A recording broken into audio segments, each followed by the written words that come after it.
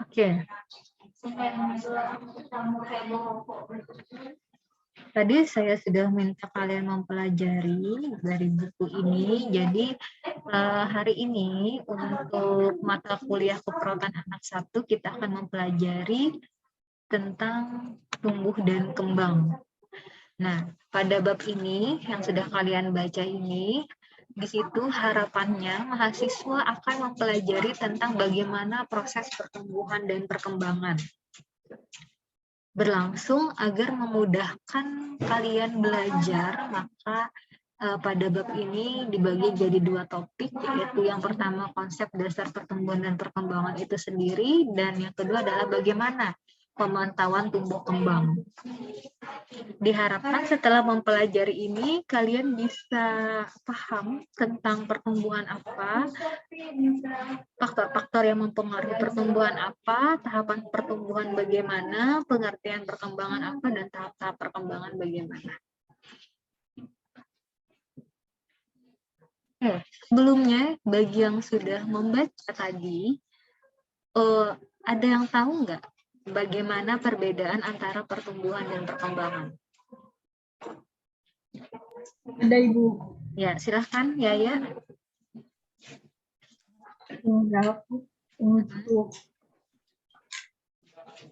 Untuk pertumbuhan itu merupakan suatu peningkatan ukuran, baik itu seperti berat badan dan tinggi badan.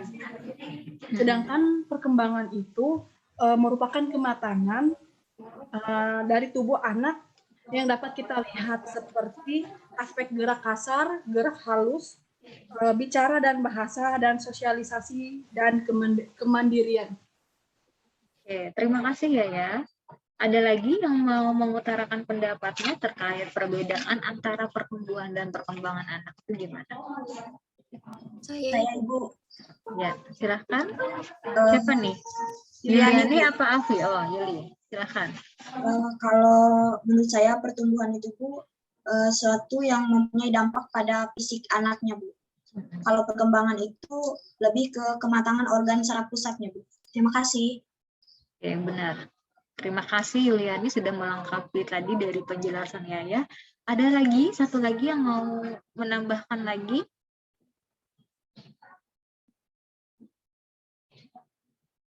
Saya Ibu. Ya, silahkan. Ibu. Kalau dari saya, pertumbuhan itu lebih ke aspek fisik atau secara kuantitasnya, sedangkan perkembangan itu lebih ke yang secara kualitasnya, kayak perkembangan saraf, sistem neuromuskular, atau kemampuan bicara, sosial, dan sosialisasi. Terima kasih. Benar. Tadi siapa namanya? Nggak muncul di layar. Rizky Nur Abidin. Oh, Rizky. Oke, terima kasih. Benar sekali dari tadi tanggapan dari Yaya, Yuliani, dan Rizky bahwa pertumbuhan dan perkembangan itu ada perbedaannya, Bu. Kalau pertumbuhan, dia itu kalau kita ibaratkan tuh secara kuantitas. Artinya bisa diukur, kemudian bisa dilihat peningkatannya. Misalkan kayak kita kan dari masa kecil itu kan badannya kecil aja ya. Kalau sekarang bertambah besar bukan? Ya. Kemudian tulangnya juga bertambah panjang, terus bertambah massa otot gitu ya. Itu untuk pertumbuhan. Jadi pertumbuhan ini bisa dilihat melalui peningkatan dari berat badan, tinggi badan, kemudian lingkar lengan juga. Itu pertumbuhan, bisa kita lihat, kita ukur. Kemudian untuk yang perkembangan sendiri, itu dia sifatnya itu adalah kuantitas, kualitas. Artinya dia tidak bisa kita lihat, tapi berkembang secara signifikan atau cepat. Misalkan tadi perkembangan dari sistem saraf. Bisa sistem itu ya. Jadi makanya karena adanya perkembangan sistem saraf, maka di situ juga muncul kemampuan berbahasa. Kemudian kemampuan dari motorik halus. Lalu kemampuan dalam berinteraksi. Itu bentuk dari perkembangan. Ya, jadi perbedaan perkembangan seperti itu. Nah, ciri-ciri pertumbuhan yang pertama adalah adanya perubahan proporsi tubuh. Benar sekali tadi yang disebutkan bahwa ketika kalian masih neonatus, kemudian bayi, menuju ke anak-anak, kemudian remaja, itu terjadi perubahan, terutama dalam bentuk postur tubuh, ya kan? Nggak mungkin kecil-kecil terus. Nah, yang kedua adalah kecepatan pertumbuhan tidak teratur. Jadi dia tidak teratur. Jadi ada yang besar-besar sekali, ada yang kurus gitu. Jadi tidak sama satu dengan yang lainnya, berbeda. Kemudian hilangnya ciri-ciri lama dan tumbuhnya ciri-ciri baru. Yang awalnya itu waktu kecil, yang laki-laki nggak punya jakun, terus suaranya masih imut-imut. Kalau sekarang itu kan sudah punya jakun, terus tuh tiba-tiba suaranya memberat, lalu muncul tanda-tanda seks sekunder, kayak tumbuh bulu-bulu di bagian ketiak. Lalu kalau yang pada perempuan, awalnya kan tidak mengalami yang namanya menstruasi.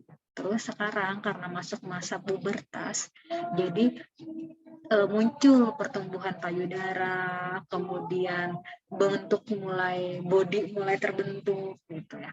Lalu ciri-ciri seks sekunder wanita juga mulai tumbuh. Kemudian kalau ciri-ciri perkembangan ini adanya perubahan perkembangan dan ini terjadi bersamaan dengan pertumbuhan. Jadi nggak mungkin kalau orang itu bertumbuh dia nggak berkembang, pasti bertumbuh dan berkembang. Setiap pertumbuhan disertai dengan perubahan fungsi, misalkan perkembangan kognitif tadi ya, yang menyertai dari pertumbuhan otak dan serabut saraf. Jadi semakin berkembangnya otak dan serabut saraf, maka perkembangan kognitif seseorang pun juga akan bertambah. Jadi dia berjalannya beriringan sama-sama. Tapi ada satu kondisi yang dia, ketika dia pertumbuhannya atas sejalan, tapi dia perkembangannya mundur gitu. Itu terjadi pada salah satu penyakit tertentu, misalkan dia dengan penyakit ADHD gitu ya, atau dia retardasi mental, dia bertumbuh tapi perkembangannya mundur gitu, tidak ikut sejalan dengan pertumbuhannya. Ada situ yang penyakit-penyakit tertentu gitu. Kemudian perkembangan itu mempunyai pola yang menetap. Nah, dua hukum yang tetapnya, yang pertama adalah perkembangan itu terjadi lebih dulu di daerah kepala, kemudian menuju ke arah kaudal atau anggota tubuh yang ada di bagian bawah. Nah, contohnya nih pada gambar, pada semester 1, pertumbuhan janin itu dimulai dari otak dulu. Nggak mungkin muncul kaki duluan. Pasti otak dulu ya. Baru setelah otak nanti akan muncul sumsum tulang belakang. Lalu ada organ-organ pendukung kayak jantung, lalu paru-paru, dan lain sebagainya. Lalu diakhiri dengan baru ekstremitas tangan dan kaki. Jadi dia itu perkembangannya dimulai dari sefalokaudal namanya. Dari bagian atas ke bagian ekstremitas anggota tubuh. Kemudian yang kedua, perkembangan itu terjadi lebih dulu di daerah proksimal. Gerakan kasar dulu, baru dia ke daerah yang proksimodistal atau yang gerakan halus. Misalkan, kalau dia bayi usia 0-3 bulan, itu dia belum mulai-mulai bisa menggerakkan tangan kan dan kaki secara aktif walaupun belum terkoordinasi. Nah, seiring bertambahnya waktu, nanti dia di usia 7-9 bulan itu dia sudah bisa mengambil sesuatu melalui jari-jari tangannya. Nah, sudah bisa memindahkan dari satu tangan ke tangan lainnya. Itu yang maksudnya adalah tadi yang polanya. Dia dimulai dari gerakan kasar baru ke gerakan halus. Jadi dia dulu tuh dimulai dari bisa menggerakkan dulu, baru nanti dia bisa mengambil benda untuk memindahkan ke satu tangan. Tuh. Jadi dari gerakan kasar dulu baru ke gerakan halus. Lalu pertumbuhan dan perkembangan itu pada tahap awalnya menentukan perkembangan selanjutnya. Jadi setiap anak itu tidak akan bisa melewati satu tahap perkembangan sebelum ia melewati tahapan selanjutnya. Contohnya, kalian kalau mengibaratkan anak tidak akan bisa berdiri sebelum dia mulai dengan merangkak atau ngesot dulu, ya kan? Nah, jadi dia harus melewati satu tahap dulu, baru dia bisa ke tahap selanjutnya. Nanti ada Bu yang kondisinya dia nggak merangkak tapi langsung berdiri, ada memang yang seperti itu ya. Beberapa kasus ada yang seperti itu, tapi kebanyakan memang si anak ini dia melalui tahapan-tahapannya dulu, tidak akan bisa tadi berjalan sebelum dia merangkak dulu. Gitu. Jadi perkembangan awal ini merupakan masa kritis yang akan menentukan dia perkembangan selanjutnya.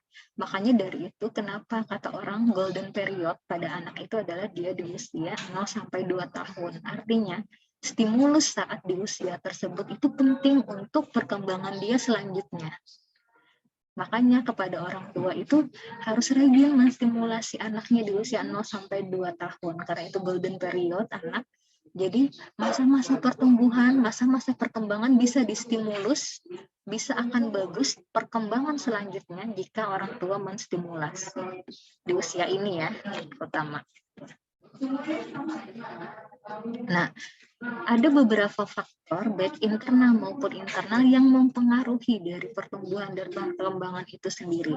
Yang pertama adalah genetik atau keturunan tadi. Ya, mungkin kalau saya seperti saya misalkan suami saya tinggi besar gitu ya. Nah, kemungkinan nanti anak saya juga akan proporsi tubuhnya itu seperti itu. Gitu. Jadi kita tuh tergantung pada genetiknya. Kemudian yang kedua adalah kelainan kromosom. Tadi yang saya bilang ada beberapa kondisi yang pertumbuhan itu tidak seiring dengan perkembangan. Ada yang orang bertumbuh tapi perkembangannya mundur. Nah, itu karena salah satunya adalah kelainan kromosom. Misalkan pada anak-anak dengan tadi autis, retardasi mental gitu ya. Itu juga mengalami salah satu faktor internal yang mempengaruhi tumbuh. Kemudian umur juga akan mempengaruhi. Jadi biasanya perkembangan yang sangat pesat itu terjadi di usia dia saat dalam kandungan atau janin dan saat remaja. Ini perkembangannya cepat banget. Pertumbuhan itu akan sangat cepat sekali dan perkembangan juga akan sangat cepat sekali di usia saat dalam kandungan dan saat usia remaja. Kemudian jenis kelamin juga akan mempengaruhi pertumbuhan dan perkembangan. Kebanyakan kata orang-orang nih gitu ya, dan berdasarkan dari ada penelitian bahwa ternyata laki-laki itu perkembangannya akan sangat pesat dibanding dengan perempuan, namun nanti akan melambat di usia dia remaja. Kalau remaja malah perempuan yang akan lebih cepat dibandingkan dengan laki-laki. Seperti itu. Kalau di masa kanak-kanak yang laki-laki yang lebih cepat, tapi kalau di usia nanti remaja, nah kebalik, malah perempuan yang akan lebih cepat tumbuh kembangnya dibanding dengan yang laki-laki. Gitu ya. Kemudian selain faktor internal tadi ada juga faktor eksternal seperti faktor prenatal. Jadi selama kehamilan ini nutrisi yang dikonsumsi ibu itu sangat berpengaruh pada tumbuh kembang anak. Anak akan sehat jiwa, jasmani, rohaninya ketika dia diasup oleh makanan yang bergizi. Jadi selama hamil itu penting, terutama trimester 1, trimester 2 itu penting asupan nutrisi karena di saat-saat itulah organ-organ pembentukan tubuh itu dimulai. Kenapa kebanyakan orang-orang atau anak-anak itu yang mengalami misalkan kelainan kongenital, gitu, kelainan bawaan, itu karena selama prenatal atau saat kehamilan, ibunya tidak mengkonsumsi makanan yang bernutrisi. Sehingga nanti ada gangguan dalam pembentukan sistem GI-nya, pencernaannya, atau gangguan pada bagian jantungnya sehingga mengalami tetralogy overload, atau misalkan dia mengalami tadi gangguan sistem GI, misalkan dia mengalami histrung atau dia mengalami atresia ani gitu. Jadi yang paling penting adalah terutama di trimester 1 dan 2 itu untuk nutrisi pada ibu hamil sangat diperhatikan. Kemudian faktor persalinan. Komplikasi pada saat proses persalinan ini juga sangat penting gitu. Misalkan pada bayi-bayi contohnya yang mengalami asfiksia. Asfiksia ini dia misalkan kehilangan oksigen gitu ya. Oksigen di dalam tubuhnya kurang.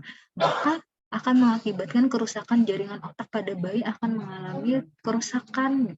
Sehingga ini akan mempengaruhi bayi di saat dia akan datang.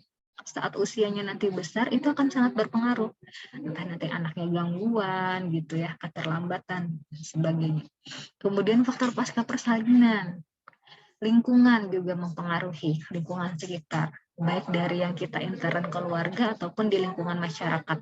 Kemudian sosial ekonomi sangat berpengaruh, terkait tadi juga pemberian nutrisi, asupan nutrisi kepada anak pasca persalinan. Jadi makan makanan saat dia MPASI itu juga sangat berpengaruh. Jadi sosial ekonomi tadi juga mempengaruhi. Penyakit kronis atau kongenital yang pernah dia alami.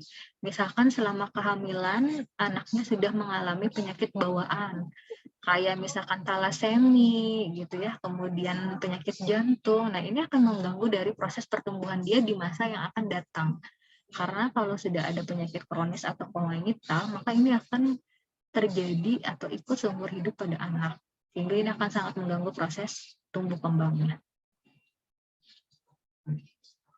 Nah, di sini ada tahap-tahapan pertumbuhan dan perkembangan pada anak. Kalau tadi adalah tahapan pertumbuhan, sekarang ini adalah tahap perkembangan di usia bayi 0 sampai 12 bulan.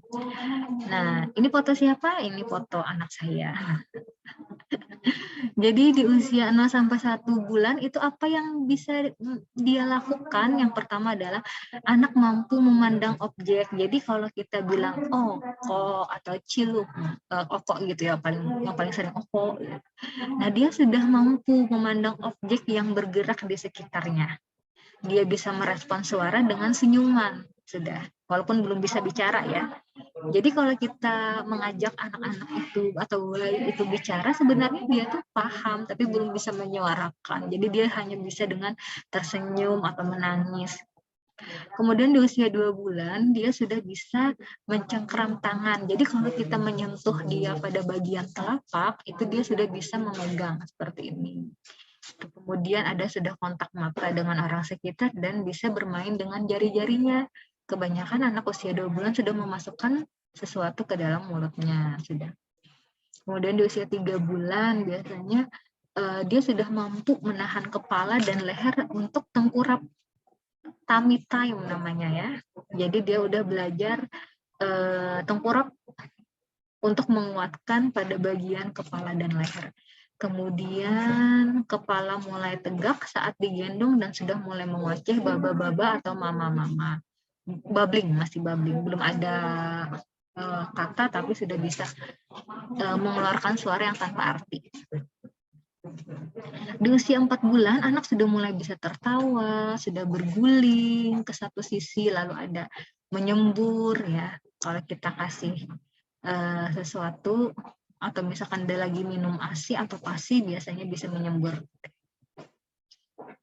Nah, di usia 5 bulan di sini anak sudah bisa mengambil barang yang ada di sekitarnya, bisa sudah berceloteh, lalu sudah bisa menangis jika ditinggal ibu atau orang terdekat. Nah, pada saat usia-usia ini dia sudah mulai stranger anxiety, artinya dia sudah mulai takut dengan orang-orang yang tidak dia kenal di sekitarnya. Jadi misalkan ada kita orang luar yang tidak pernah dikenalnya itu kemudian tiba-tiba gendong, aduh dia lucunya, mau gendong tiba-tiba dia akan nangis dengan kejar atau dia tidak mau. Nah itu contoh adalah stranger anxiety karena dia merasa takut atau terancam dengan orang yang tidak dikenalnya. Kemudian ada usia 6 bulan, itu dia memainkan tangan dan kaki sendiri, sudah mulai merangkak dan merespon emosi orang lain. Di usia 7 bulan, nah ini lagi lucu-lucunya, dia sudah mulai bisa duduk tanpa bantuan, kemudian sudah bisa merespon ketika dipanggil namanya dan menirukan suara. Kalau kita bilang mama, mama, nanti dia juga mencontohkan. Di usia 8 bulan sudah bisa mulai merangkak, nah sudah bisa kuat tangan dan lututnya, jadi dia sudah belajar merangkak, memindahkan benda dari satu tangan ke tangan lain, dan mulai belajar berdiri dengan berpegangan ke benda lain. Lalu di 9 bulan dia sudah bermain-mainan susun dan lempar barang, lalu bisa memanggil mama papa, lambai tangan, dan ciluk ba. Di usia 11 bulan dia sudah mulai mengoceh dan bisa berdiri. Gitu ya, tanpa adanya tadi pegangan, dia sudah mulai bisa melangkahkan kaki 1-2 step gitu. Nanti jatuh, nanti berdiri lagi, jalan lagi 1-2 langkah. Terakhir di usia 12 bulan biasanya menunjukkan sesuatu yang diinginkan, bisa meniru aktivitas orang lain. Kalau misalkan tadi kita nyapu atau kita masak-masak, nanti dia cerita-ceritanya mau masak-masak juga, nyapu-nyapu juga gitu ya. Jadi di usia 1 tahun ini dia udah mulai bisa menirukan aktivitas orang lain. Bagaimana tadi kan untuk perkembangan yang di usia 0 sampai 12 bulan. Sekarang kalau dia masuk di usia 1 sampai 3 tahun itu namanya usia toddler. Nah, di usia 1 sampai 3 tahun sudah apa yang bisa dilakukan? Nah, usia 1 sampai 3 tahun ini dia sudah mulai berjalan, kalau 1 tahun ya, berjalan dengan bantuan, lalu di tahap bahasanya sudah bisa mengucapkan 2 atau lebih perkataan dan bisa memberikan mainan bila diminta. Sudah bisa memindahkan kubus dalam cangkir. Kalau usia 1,5 tahun berjalan tanpa jatuh, duduk sendiri, menyusun tumpukan 3 kubus dan sudah mulai menirukan celotehan dan berkata-kata. Dan dapat memakai sendok dengan sedikit tumpah dan buang air kecilnya sudah teratur. Di mana pada tahap ini itu sangat bagus saat kita mengajarkan toilet training pada anak atau kita belajar mengajarkan anak untuk bisa buang air besar dan buang air kecil sendiri gitu ya. Di usia 2 tahun anak sudah mulai lari, yang tadinya dia hanya berjalan step by step, kemudian dia sudah bisa berlari, kemudian menirukan celotehan, sudah memakai perkataan yang tidak berarti, mengerti beberapa petunjuk. Kalau misalkan kita minta ambilkan ini, minta tolong ini, dia sudah ngerti di usia 2 tahun. Dapat mengatakan hendak buang air besar atau buang air kecil dan bisa bermain boneka. Nah, di usia 3 tahun sudah berdiri dengan 1 kaki tanpa jatuh, bahkan sudah bisa loncat-loncat ya. Dari satu tempat ke tempat lain sudah bisa meloncat gitu. Kemudian sudah bisa membuat jembatan dengan 3 kubus, meniru gambar. Kemudian bisa berbicara lengkap dengan kalimat, dan sudah ini komunikasi kita udah 2 arah kalau pada anak 3 tahun, karena dia sudah nangkap apa yang kita bicarakan, dia sudah bisa menjawab. Kemudian dia sudah bisa pakai sendok sendiri. Jadi di usia 3 tahun ini sangat bisa diajarkan anak untuk bisa makan sendiri. Takut Bu, kalau misalkan nanti tumpah atau kotor bajunya, jangan takut kotor, jangan takut tumpah gitu ya. Kalau misalkan mau mengajarkan anak-anak untuk makan sendiri itu di usia 3 tahun bagus gitu ya. Jadi dia sudah bisa sendiri. Walaupun tumpah-tumpah jatuh-jatuh, tapi tetap diajari nanti di usia berikutnya, di usia preschool, dia udah mulai terlatih, udah mulai bisa nyendok sendiri, makan sendiri gitu ya. Jadi bagus di usia 3 tahun. Itu tadi di usia yang toddler. Sekarang masuk ke usia preschool 6 sampai 6 tahun. Nah, di usia preschool ini peralihan nih antara usia toddler dengan usia sekolah, di mana 5 tahun pertumbuhan gigi itu sudah lengkap dan pertambahan fisik relatif pelan. Jadi untuk pertumbuhan anak sudah mulai agak lambat nih di usia sekolah. Tadi kan saya bilang bahwa pertumbuhan itu dia sangat cepat di saat janin dan saat usia remaja. Nah, jadi pada usia preschool ini udah mulai melambat pertumbuhan fisiknya. Jadi untuk masa otot, kemudian tulang, pertumbuhan tulang itu agak lambat.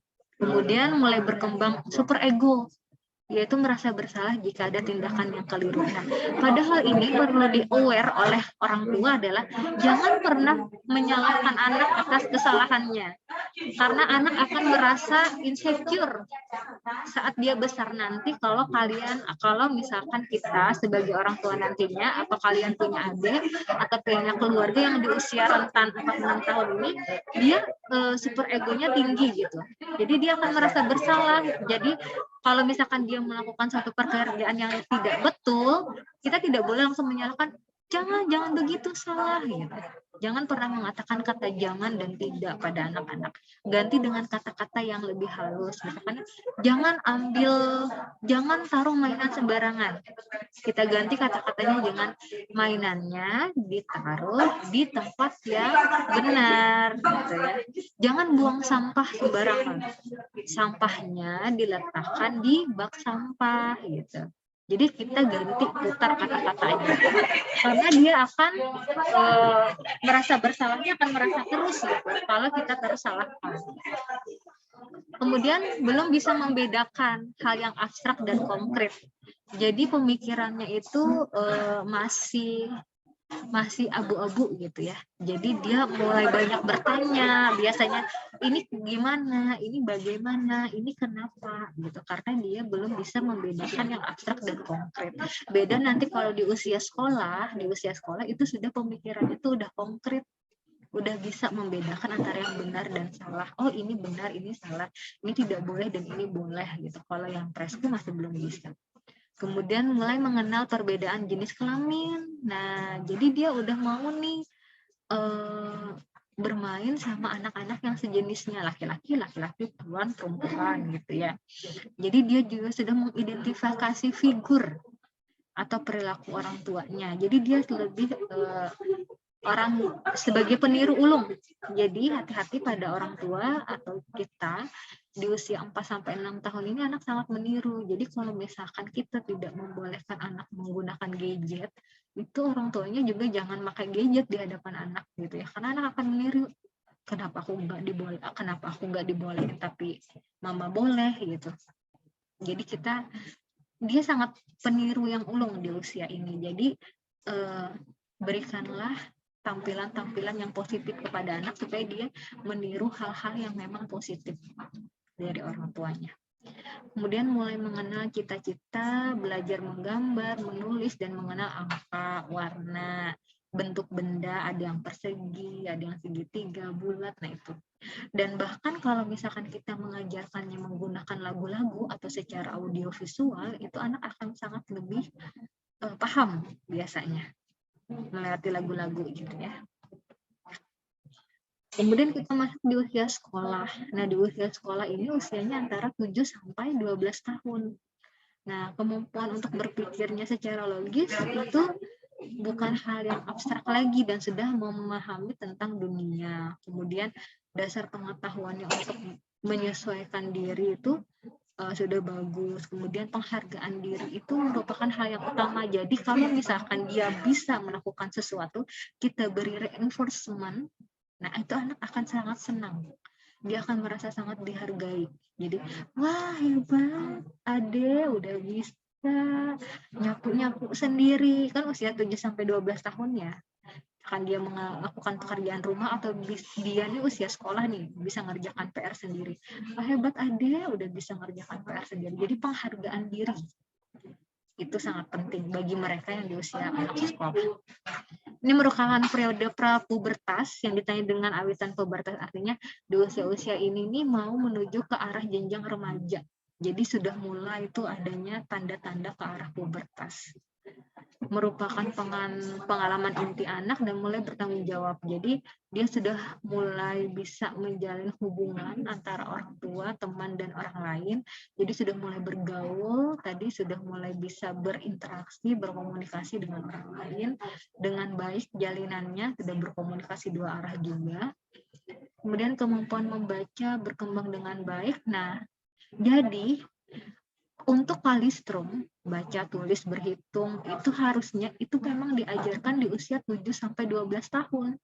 Bukan di usia dia TK atau kurang dari itu, karena kemampuan membaca itu berkembang di usia ini dan anak udah mulai bisa paham itu di usia ini. Jadi jangan dipaksakan untuk misalkan dia sudah TK itu ya, TK harus sudah bisa baca, hebat nih anak aku nih, TK udah bisa baca, padahal sebenarnya kalau misalkan dia sudah bisa sebelum waktunya itu bagus aja, tetapi orang tua tidak boleh memaksakan untuk anak di usia preschool apalagi atau dia di usia toddler itu harus bisa kalistrung.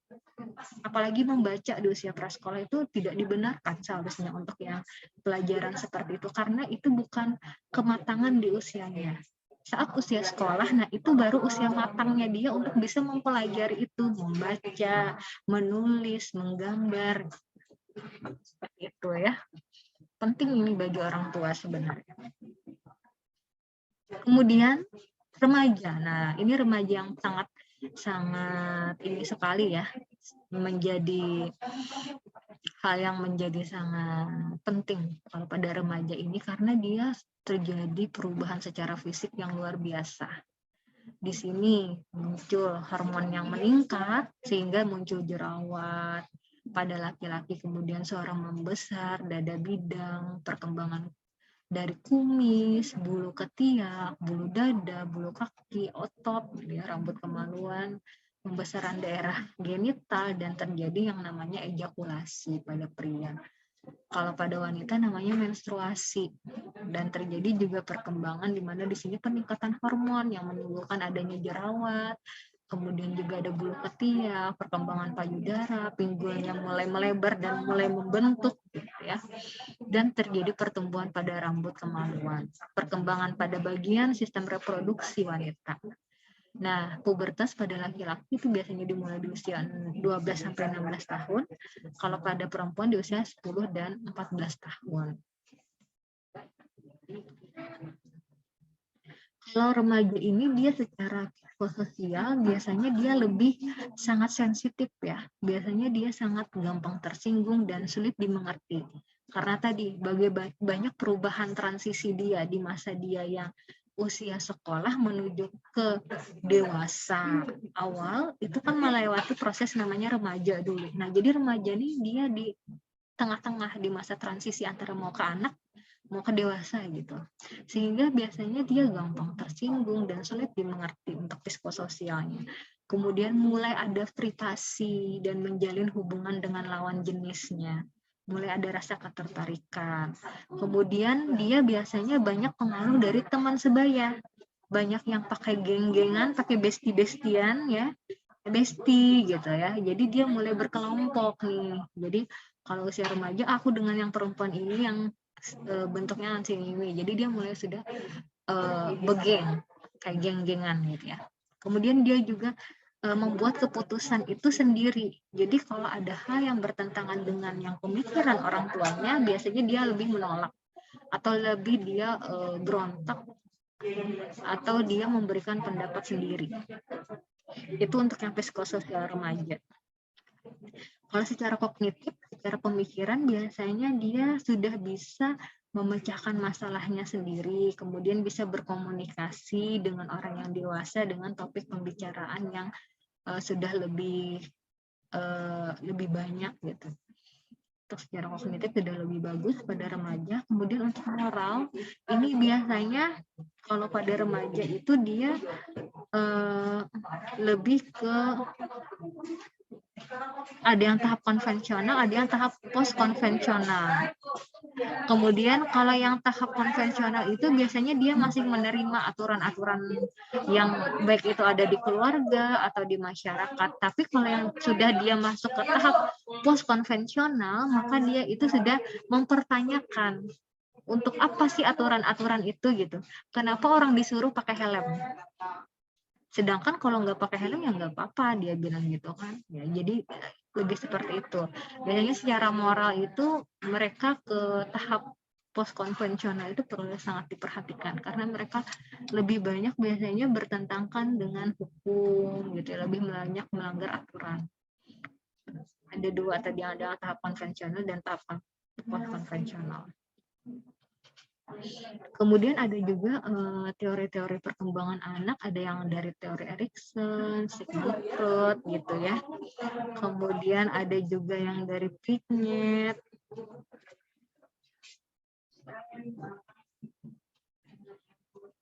Itu untuk yang tahap-tahap perkembangan. Nah, untuk tahap perkembangan ini, teori-teori perkembangan, nanti silahkan kalian dengarkan dari audio yang di sini untuk perbedaannya seperti apa, kemudian maksudnya apa untuk yang tahapan perkembangan dari bayi sampai remaja. Dan ingat juga apa perbedaannya baik dari tahap sensori motorik sampai yang operasional formal. Lalu juga yang Freud. Nah, Freud ini paling sering keluar yaitu di mana tahapan-tahapan dari mulai oral, anal, falik, laten, dan genital. Dan ini tadi juga berhubungan dengan apa yang sudah saya jelaskan tadi, kenapa pada usia lahir sampai 1-5 tahun dia sangat suka memasukkan tangan ke mulut atau segala sesuatu berfokus pada mulut, itu kenapa. Nah, kenapa juga pada 1 sampai di usia 1,5 sampai 3 tahun kita harus mengajarkan toilet training karena dia masuk di fase anal. Artinya segala sesuatu itu dia berfokus pada bagian anal. Baik itu pengeluaran buang air besar ataupun buang air kecil. Kemudian tahap falik, laten, dan genital. Silakan didengarkan aja untuk yang teori keperawatannya. Kemudian kebutuhan dasar anak untuk menunjang tumbuh kembangnya itu ada dipengaruhi oleh asah, asuh, asih. Artinya pengasuhan dari orang tua itu sangat penting. Kemudian juga stimulasi untuk perkembangan asahnya, kemudian juga asihnya itu perlu. Jadi kebutuhan dasar anak itu sangat dipengaruhi oleh asah, asih, dan asuhnya. Seperti itu. Oke, itu sedikit dari penjelasan saya. Kemungkinan untuk yang penjelasan lebih rincinya sudah saya kasihkan pada bagian audio, silahkan didengarkan. Kita akan masuk ke sesi tanya jawab. Silahkan bagi yang ingin bertanya, saya silahkan. Saya Bu. Saya Bu. Nanti Dari teaser. Oh.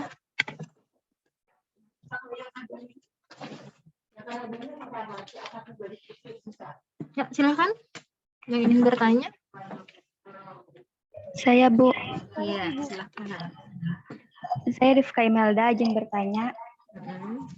Kenapa Bu kalau ada anak yang lambat bicara, kayak bicaranya kurang jelas gitu Ibu? Dan anak yang anak yang cadel itu kenapa Bu? Apakah itu ada faktor keturunan atau enggak Ibu? Makasih. Oke, ada lagi yang mau tanya? Ada Ya, silakan. Kita izin bertanya. Ibu, kenapa Ibu bayi Di tempat saya. kalau pas udah dewasa tuh malah kurus? Kenapa bayi?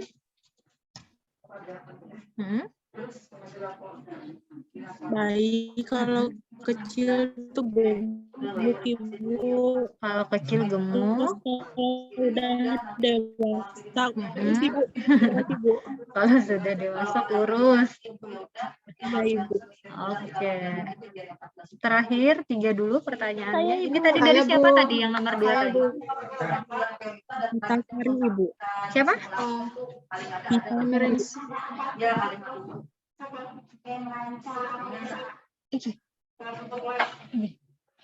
Siapa tadi yang nomor 2? Bertanya yang nomor 2? Kita Sari Ibu. Pita Sari ya. Oke. Ya, Ibu. Yang terakhir nomor 3 dulu siapa? Saya Bu. Ya, Saya Ibu. silakan. Pertanyaan saya, bagaimana kita membedakan anak yang dengan masalah motorik dan anak yang autis, Ibu? Terima kasih. Bagaimana membedakan antara Anak yang dengan masalah motorik, anak dengan gangguan ya, ya, gangguan motorik dengan dengan autis, Bu. dengan autis. Oke. Terima kasih, Bu. Sister Maria.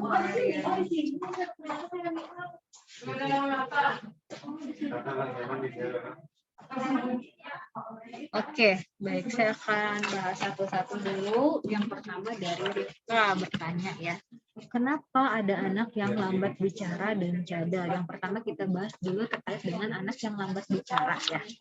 Nah, anak lambat bicara ini itu banyak faktornya ya.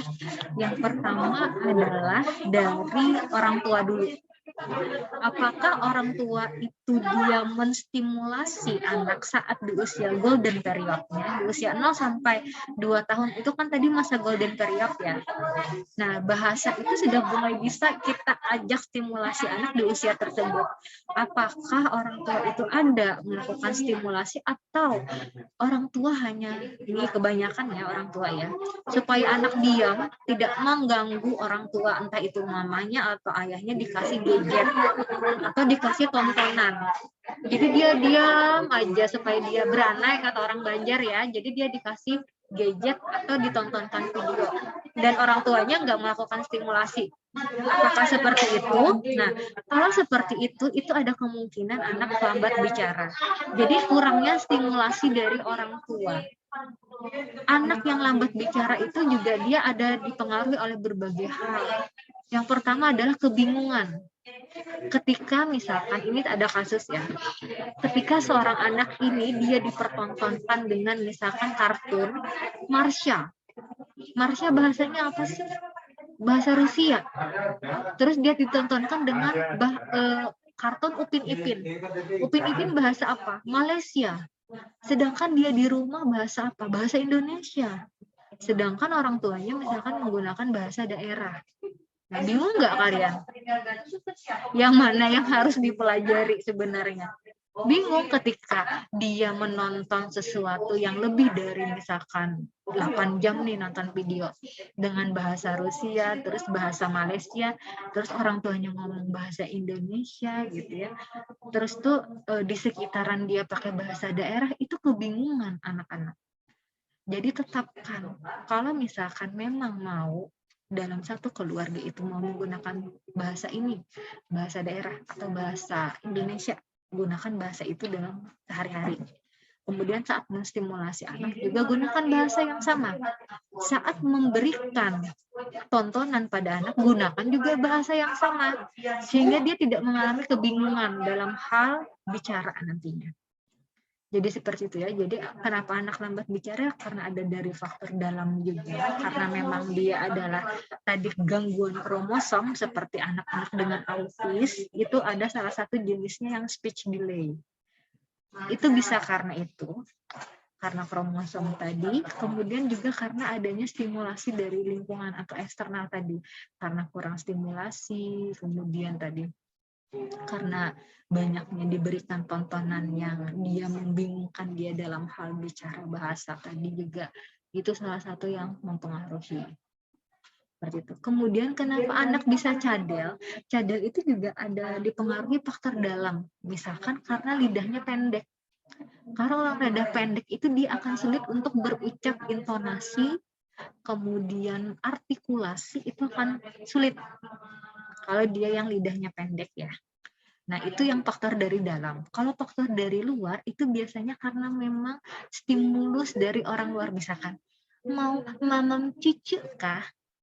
Mau minum cucu? Emang yang sebenarnya kan kita harusnya mengucapkan adalah minum susu. Ya.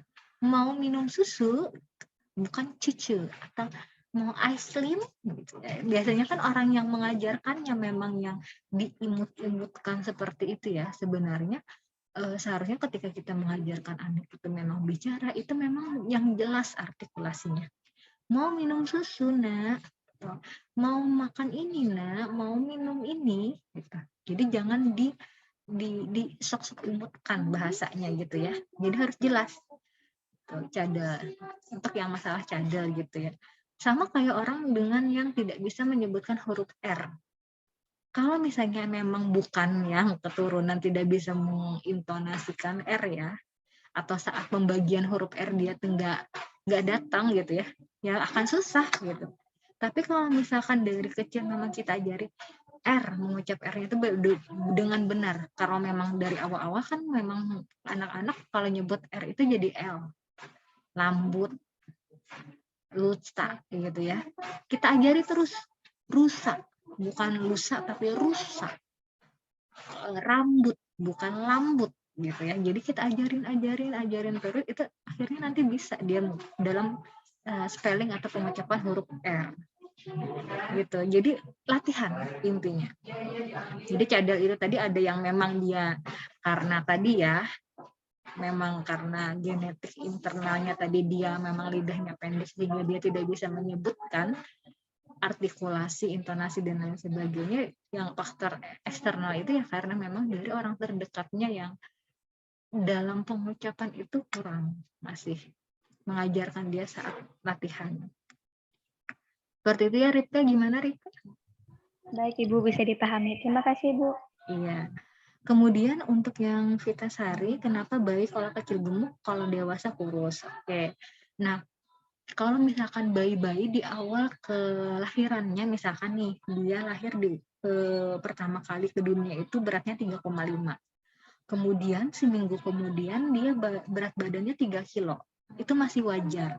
Karena apa? Ketika dalam kondisi lingkungan rahim dengan ketika di dunia, di luar dalam perut ibu maksudnya ya, itu akan berbeda suasana. Jadi ketika anak mengerusut atau mengecil dari usianya yang dia lahir 3,5 jadi 3 kilo dalam waktu 1 minggu itu normal. Karena ibaratnya dia menyesuaikan dengan yang kehidupan di luar rahim ibunya. Itu wajar ketika dia mengecil. Yang tidak wajar adalah ketika ini terjadi terus-menerus. Jadi kok nggak naik-naik di timbangannya, dilihat dari grafik pertumbuhannya kok nggak di warna hijau tapi di warna kuning terus sampai bahkan ke merah. Nah itu orang tua yang harus aware ketika ini di usia dia yang masih bayi ya. Kemudian di usia yang anak-anak gimana Bu dari kalau dari bayi? Nah kalau bayi itu kan dia tidak ada pergerakannya Vitasari. Maksudnya dia aktivitasnya hanya makan, minum, tidur, kan makan, minum, tidur, gitu ya. Jadi nggak ada aktivitas yang berarti kecuali saat dia di usia 1 tahun, 1,5, 3, 4, 6 gitu ya. Dia mulai ada aktivitas atau pergerakan. Seperti tadi dia merangkak, kemudian belajar berjalan, kemudian dia mulai berlari, dia mulai tidak ada tidur siang saat di usia preschool. Nah, itu yang menyebabkan kenapa anak seperti terlihat kurus gitu ya, karena dia sudah melakukan aktivitas. Beda dengan dia saat bayi masih gulang-guling aja dia kan ya, masih yang makan, tidur, nanti gitu ya, dia gendut karena dia aktivitasnya tidak banyak. Tapi ketika sudah naik ke usia mau 1,5, 2 tahun itu mulai sudah tuh motoriknya, motorik halus, motorik kasar, bahasa udah mulai berkembang. Di situ anak sudah mulai aktivitasnya tinggi.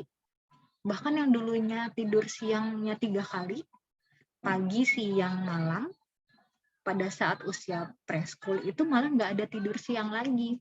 Dia tidur pagi sama malam aja. Jadi aktivitasnya semakin tinggi gitu di usia-usia tersebut gitu. Karena rasa ingin tahunya juga tinggi. Makanya kenapa anak terlihat lebih kurus daripada saat dia bayi gitu ya. Namun ini akan dikatakan wajar jika memang berat badannya itu walaupun dia terlihat kurus tapi berat badannya itu sesuai dengan usianya gitu. Jadi misalkan nih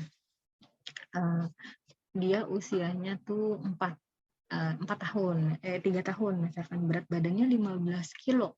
Kita lihat di grafik pertumbuhan, ini masih normal, walaupun dia terlihat kurus gitu. Dia masih dalam status gizi yang baik atau normal. Nah itu tidak masalah. Yang menjadi masalah adalah ketika dia kurus, lalu status gizinya masuk ke status gizi kurang. Nah itu yang bahaya. Kadang-kadang anak memang dia tumbuhnya ke atas, bukan ke samping ya.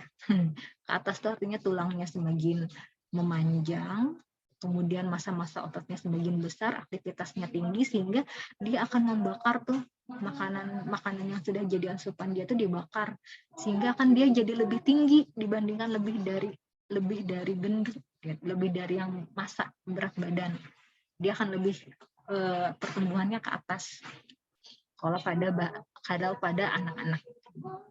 Tuh, jadi kenapa dia kalau bayi itu gemuk, tapi kalau dewasa malah jadi kurus. Tadi kurusnya itu harus ditanda kutipi, kurusnya itu asal masih dalam batas status gizi yang baik atau normal ya. Tapi kalau dia kurus masuk dalam status gizi yang kurang, nah itu harus lagi aware orang tuanya tuh diperhatikan. Harus dibawa tuh ke pusat gizi. Jadi dia harus makan apa, dikasih yang bagaimana gitu. Seperti itu ya, Pitasari. Jadi dia aktivitasnya semakin tinggi. Semakin tinggi usianya atau semakin bertambah usia, itu aktivitas anak akan semakin tinggi. Rasa ingin tahunya tinggi. Jadi makanya dia karena aktivitas tinggi, walaupun makanan yang banyak, pasti akan menjadi energi bagi dia. Bukan tersimpan menjadi lemak ya. Kalau pada masih bayi kan tidak ada aktivitas, jadinya dia jadi lemak ya. Golak-golek gitu, nggak ada aktivitas. Jadinya jadi lemak. Tapi kalau bagi anak-anak yang sudah usia toddler, preschool, sekolah, apalagi itu sudah jadi energi semuanya. Makanya dia terlihat lebih kurus. Gitu ya, Pitasari? Baik, Ibu. Terima kasih. Oke, baik.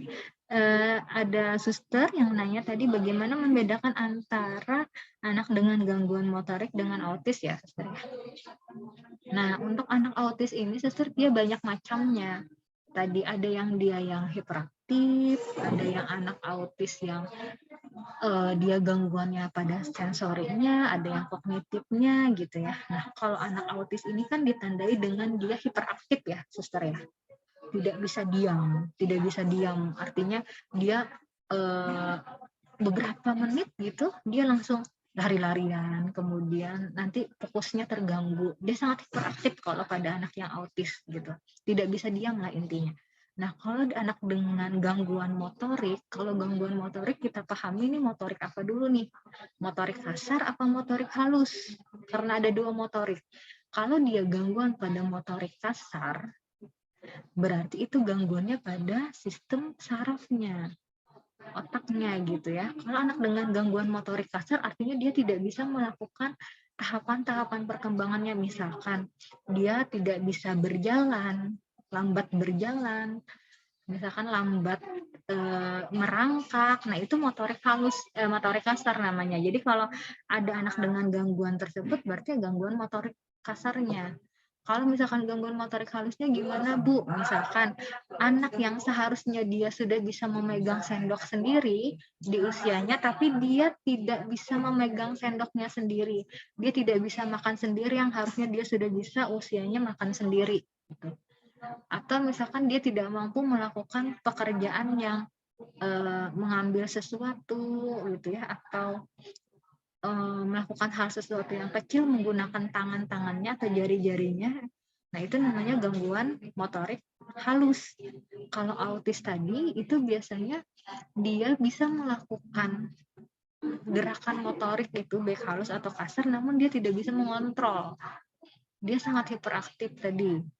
Itu untuk yang autis. Tapi kalau dia dengan gangguan motorik, dia bisa salah satunya yang terganggu, apa motorik kasarnya apa motorik halusnya nih gitu. Gitu ya, suster ya. Terima kasih, Bu. Ya, baik. Ada lagi yang mau bertanya? Ada, Ibu. Iya. Perkenalkan, Ibu, nama saya Monica. Di sini saya ingin bertanya, apakah anak umur 3 tahun belum bisa bicara banyak dapat dikatakan speak delay, dan apakah itu dapat mempengaruhi kecerdasannya, Ibu? Terima kasih. Oke, tadi siapa yang nanya tuh tadi? Monica, Ibu. Oh, Monica. Oke.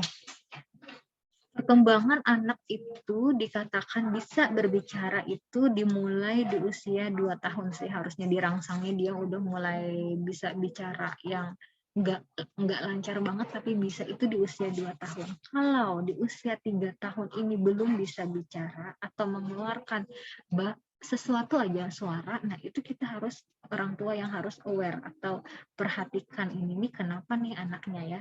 Nah, jangan dulu kita menjudge bahwa dia adalah speech delay. Nah, kita lakukan dulu yang pertama adalah screening. Nah, screeningnya dengan apa? Nanti akan kita pelajari yang namanya nanti menggunakan Denver ataupun KPSP namanya. Nah, nanti kita akan pelajari di bab selanjutnya. Bagaimana cara mengetahui si anak ini normal atau enggak, gitu. Karena dia ada pemeriksaan yang namanya screening. Bisa menggunakan KPSP ataupun Denver nanti. Setelah di screening, ternyata anaknya ini banyak yang delay, banyak yang nggak bisanya nih Bu, terutama di sektor bahasa. Nah, kita lihat lagi, oh ternyata dia ada nggak bisa ini, harusnya di usia dia 3 tahun dia sudah bisa beberapa kata kok nggak bisa gitu. Nah, ini baru setelah kita screening, baru kita dapat kesimpulannya, ternyata dia mengalami keterlambatan. Nah, setelah mengalami keterlambatan ini, baru kalau dikatakan speech delay tadi, baru kita lakukan terapi. Nah, terapi bicara, nah, biasanya terapi bicara ini itu bisa ke terapisnya ataupun nanti dibantu dengan orang tua yang melakukan stimulasi supaya anaknya bisa mengeluarkan atau bicara. Tapi ada juga beberapa anak yang pengalaman saya selama di masyarakat gitu, memang ada beberapa anak, terutama anak laki-laki ya, mereka yang baru bisa bicara di usia 3 tahun, 3,5, 4 tahun itu ada. Jadi kesimpulannya adalah sebaiknya kalau orang tua mendapati anak umur 3 tahun masih belum bisa bicara, itu distimulasi dulu. Sembari melakukan screening. Apakah anak ini speech delay atau gimana. Supaya nanti anak tidak terlambat untuk penanganannya. Kalau misalkan dia sudah 5 tahun, 6 tahun, dia mengalami speech delay, itu akan susah dalam hal pengobatannya. Nah, kalau kita deteksi lebih awal, tahu lebih awal, screening lebih awal, nah kita lebih cepat dalam hal penanganan. Gitu ya. Kita lakukan screening dulu untuk mengetahui apakah anaknya speech delay atau tidak. Nanti kalian akan saya ajarin nih supaya tahu harapannya ketika misalkan sudah lulus atau nanti kerja di puskes, kalian ditempatkan di poli tumbuh kembang, itu kalian udah paham nih. Kalau disuruh mengkaji, oh, anaknya dengan kondisi seperti ini, lakukan screening, oh dapat kesimpulannya bahwa nanti anaknya apakah ini. Akan kita pelajari ya. Seperti itu. Gimana yang bertanya? Baik Ibu.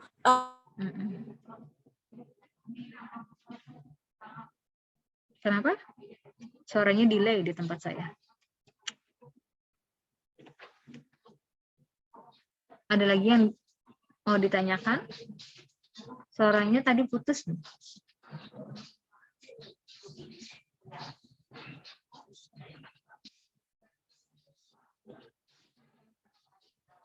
Ada lagi tambahannya? Suaranya hilang soalnya di tempat saya.